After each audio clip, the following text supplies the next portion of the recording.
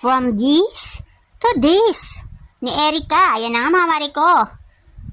Grabe.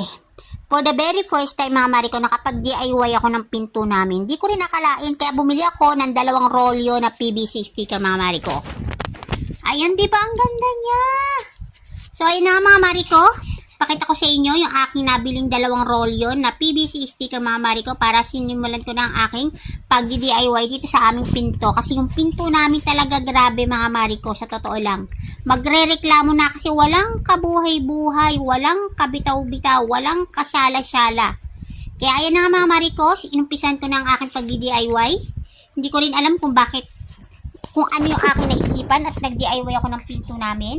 Dahil wala mukhang aabutin pa ng siyam-siyam bago ito mapalitan.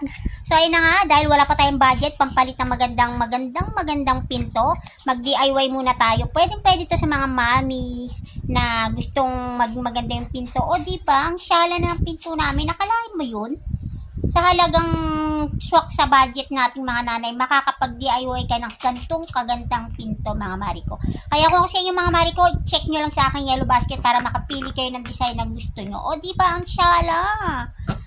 Ayan mga Mariko, para makatotohanan, lumabas muna ako ng bahay namin, ng pinto namin mga Mariko, para makita ko sa labas kung gaano siya kaganda. Pero tingnan nyo naman talaga, ang ganda talaga niya mga Mariko. So papasok muna tayo dyan mga Mariko para makita rin natin sa loob.